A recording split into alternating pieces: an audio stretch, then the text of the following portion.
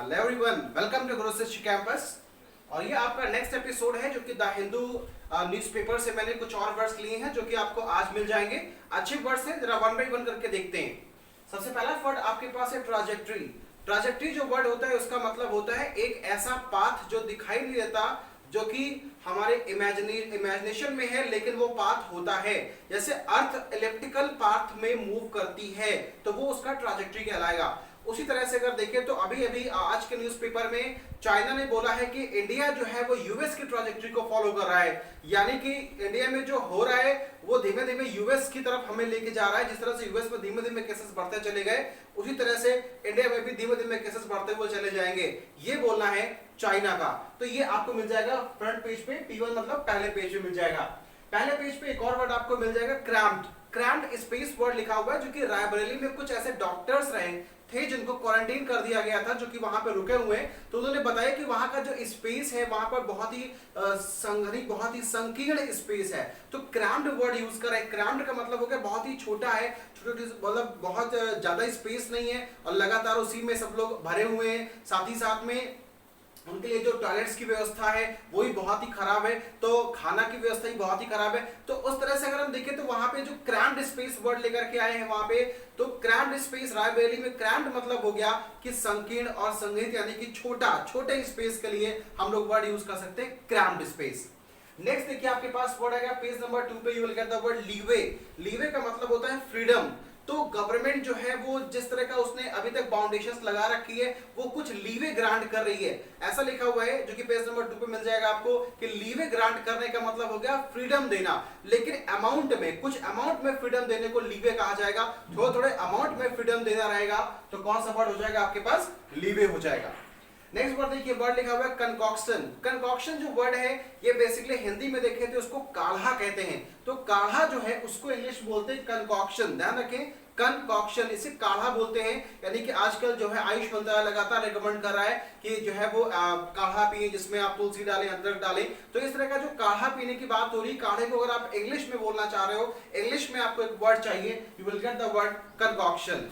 Next word देखिए आपके पास word है मॉर्बिडिटी। मॉर्बिडिटी किसी भी बीमारी से, किसी पैंडेमिक से मरने वाली जो रेट है, जो दर है, उसको बोलते हैं मॉर्बिडिटी। साथ ही साथ ध्यान देंगे यहाँ पर एक और वर्ड लगातार यूज किया जा रहा है, पिछले कई दिनों के न्यूज़पेपर में, कल वाले में भी था, परसों वाले में भी था, और लगातार ये 3-4 दिन से वर्ड यूज किया जा रहा है। तो वर्ड हो गया कोमॉर्बिडिटी, यानी कि एक बीमारी से नहीं, एक से ज्यादा बीमारियों से मरना कहलाएगा कोमॉर्बिडिटी। यानी कि कोरोना जिसको हो गया वो तो है ही है, अब पहले से डायबिटीज भी था, हाइपरटेंशन भी था, बीमारियां और भी थी। तो ज्यादातर जो मृत्यु हो रही है वो कोमॉर्बिडिटी की वजह से हो रही है, ऐसा बोलना है एक्सपर्ट्स का।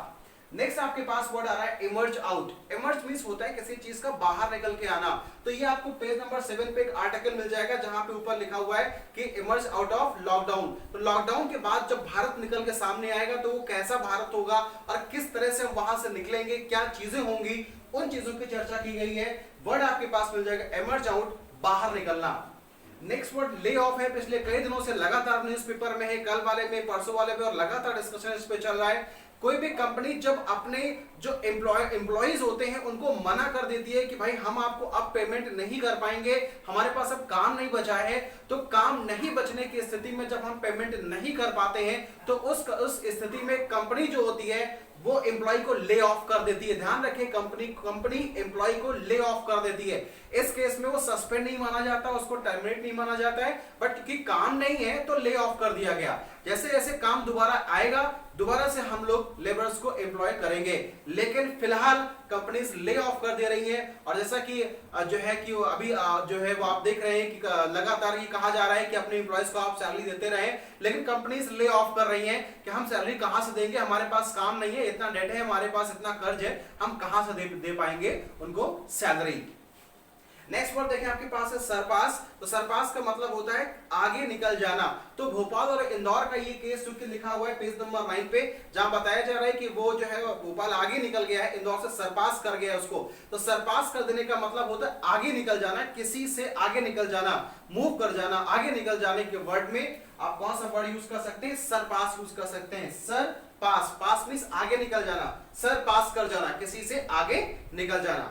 नेक्स्ट वर्ड आपके पास है कफ है, जो कि पैसेंजर्स के लिए यूज किया गया है। कुछ लोग जो है फ्लाई आउट करके यहाँ से गए हैं, एयरप्लेन्स के थ्रू कहीं पहुंचे हैं, तो वहां पे लिखा हुआ है पैसेंजर्स ने काफी ज्यादा पैसा खर्च किया है, मतलब जो एक टिकट का जो रुपया था उसको 3 गुना रुपया खर्च किया है, तो 3 गुना पैसा कफ अप करना पड़ा।